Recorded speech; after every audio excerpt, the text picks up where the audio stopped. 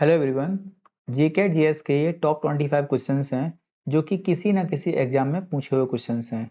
आप इन सभी क्वेश्चंस को देख कर जाना जिससे कि आपको निश्चित रूप से बेनिफिट मिलेगा। पहला क्वेश्चन है, उस समय भारत का बादशाह कौन था जब ईस्ट इंडिया कंपनी की स्थापना हुई थी? देखिए, ईस्ट इंडिया कंपनी की स्थापना होती है सन 1600 में। ठीक है, एक व्यक्ति था 1599 में, वो भारत की यात्रा पर आया था घूमने के लिए, जिसका नाम था जॉन मिल्डन हॉल। ठीक है, जॉन मिल्डन हॉल। और इसी व्यक्ति ने क्या किया, जाकर बताया वहां पर कि भारत में एक देश है, भारत देश है जहां पर व्यापार करने की अच्छी मतलब की चीजें हैं, जिससे कि वहां के व्यापारियों ने मिलकर एक संस्था की स्थापना की, जिसे बाद में ईस्ट इंडिया कंपनी के नाम से जाना गया। ठीक है, और इसकी स्थापना जब 1600 में हुई तो इस समय अकबर जो है भारत पर रूल कर रहा था। ठीक है, ध्यान रखेंगे। अकबर की मृत्यु 1605 में होती है और 1605 के बाद जहांगीर शासक बनता है। ठीक है, एक बात ध्यान रखना कि सबसे पहले जो डेलीगेशन आया वो 1608 में आया, जिसमें था जिसमें एक जो जो वहां का जो व्यक्ति था उसका नाम था कैप्टन हॉकिंस। ठीक है, कैप्टन हॉकिंस, कैप्टन हॉकिंस, ये 1608 में आता है। ठीक है, और इसके बाद 1609 में ये जहांगीर से मिलता है कैप्टन हॉकिंस, और ये आया किस जहाज से था, तो हेक्टर नाम के जहाज से आया था। इसी के बेड़े में एक बहुत जहाज फेमस था जिसका नाम बहुत पूछा जाता है, रेड ड्रैगन। ठीक है, और 1615 में जो है ये टॉमस रो आता है, ध्यान रखेंगे इस चीज को। ठीक है, टॉमस रो। अकबर के समय एक व्यक्ति और आया था, रॉल्फ फिंच करके। ठीक है, किस वर्ष फ्रांस की सरकार ने भारत में स्थित फ्रांसीसी बस्तियों का अधिकार भारत सरकार को सौंपा था? तो ये क्वेश्चन कई बार पूछा गया है, ये 1954 में हुआ था। ठीक है, जब फ्रांसीसी जो बस्तियां थी जैसे पुडुचेरी वगैरह थी, तो इसको भारत सरकार को सौंप दिया गया था। तो कब किया गया था? 1954 में। हालांकि गोवा को पुर्तगालियों ने आजाद किया था कब? 1961 में। ये क्वेश्चन भी आपसे बन सकता है। बांडीवास का युद्ध, बांडीवास का युद्ध बहुत फेमस युद्ध है। बांडीवास का जो युद्ध है इसमें एक तरफ थे अंग्रेज और एक तरफ थे फ्रांसीसी। ध्यान रखेंगे, इन दोनों में जब लड़ाई होती है तो ये बांडीवास का युद्ध कहलाता है, 1760 में हुआ था। ठीक है, इसमें इंग्लिश की विजय हुई थी और फ्रांसीसी इसमें हार गए थे। और ऐसा माना जाता है कि फ्रांसीसियों की इसी युद्ध के बाद से इनको इंडिया में जो है मतलब कि ज्यादा प्रभुत्व नहीं मिला है। ठीक है, बांडीवास का युद्ध जो है ब्रिटिश और फ्रांसीसियों के बीच हुआ था। ये एक निर्णायक युद्ध था। ठीक है, पूछा गया है कि ब्रिटिश और एक फ्रेंच के बीच में निर्णायक युद्ध कौन था, तो बांडीवास का था, जो कि 1760 में हुआ था। प्रशासनिक अव्यवस्था के आधार पर डलहौजी ने कौन सा राज्य ब्रिटिश साम्राज्य में मिलाया था? तो ये राज्य था अवध। अवध को जो डलहौजी था इसने कुशासन के आरोप लगाकर कि यहाँ पर शासन अच्छा नहीं है, कुशासन का आरोप लगाकर अवध को हड़प लिया था। ठीक है, भारत में आधुनिक शिक्षा प्रणाली की नींव किसने डाली थी, कब पड़ी थी? तो ये थी 1835 में। एक क्वेश्चन ध्यान रखना, इसके लिए एक्ट कौन था, तो 1833 का एक्ट था। ये क्वेश्चन भी आपसे बन सकता है। और इसके लिए जो नीति बनाई थी, इसकी नीति किसने बनाई थी और नीति को जो प्रतिपादक कौन था, तो ये था मैकाले।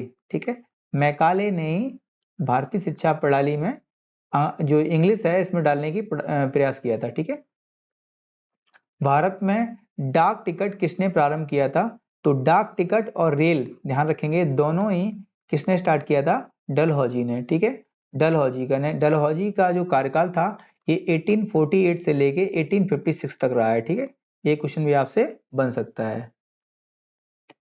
अवध के स्वायत्त राज्य की संस्थापक कौन था? तो ये था मतलब कि अवध को जो एक स्वायत्त शासक बनाया मतलब कि राज्य बनाया गया, तो इसके संस्थापक कौन थे? तो इसके संस्थापक थे शाह आदत खान। ध्यान रखेंगे, शाह आदत खान इस तरीके से।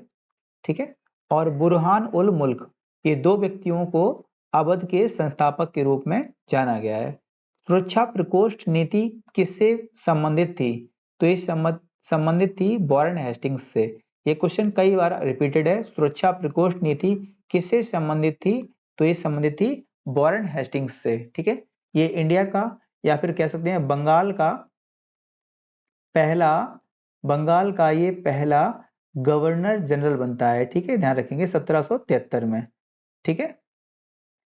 किस भारतीय को रॉबर्ट क्लाइव ने बिहार का दीवान नियुक्त किया था? ठीक है, तो ये किया था राजा सिताब राय को। ठीक है, राजा सिताब राय को रॉबर्ट क्लाइव ने बंगाल का जो है दीवान नियुक्त किया था। ठीक है। महाराजा महाराणा रणजीत सिंह के उत्तराधिकारी कौन हुए थे? तो महाराणा रणजीत सिंह के जो उत्तराधिकारी हुए थे उनका नाम था खड़क सिंह। ठीक है, और इसके बाद आते हैं रंजीत सिंह। ठीक है। स्थायी बंदोबस्त का सिद्धांत किसने दिया था?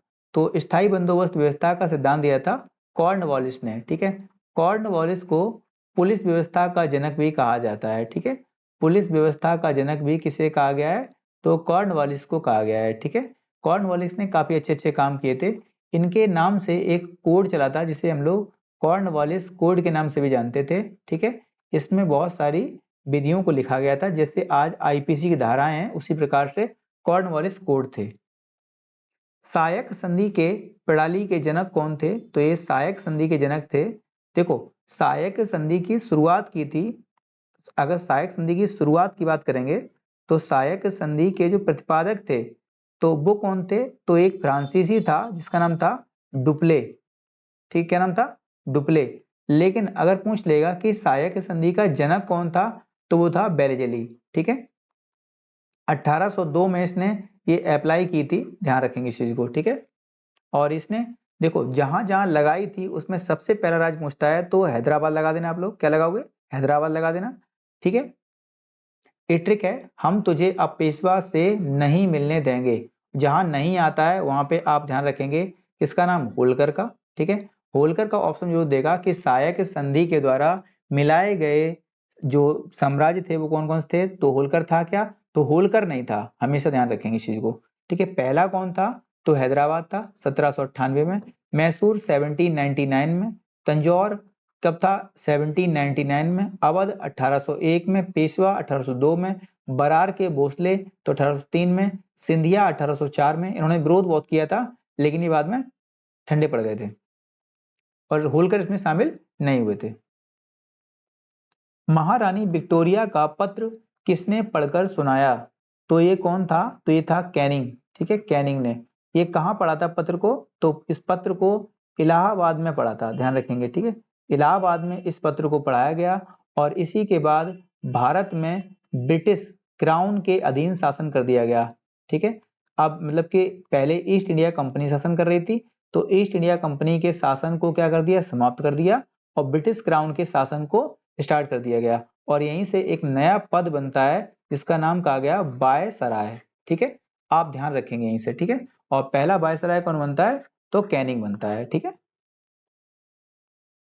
जो महाराणा रणजीत सिंह थे ये किस मिसल से संबंधित थे? देखिए, जो सिखों की 12 मिसलें हैं, सिखों की जो 12 मिसलें हैं, इन मिसलों में से एक मिसल थी सुरचकिया मिसल। ठीक है, इसके जो मतलब कि जो लीडर थे महासिंह, नाम क्या था? महासिंह, और इन्हीं के पुत्र थे रणजीत सिंह। ठीक है, इसी संबंध किससे थे?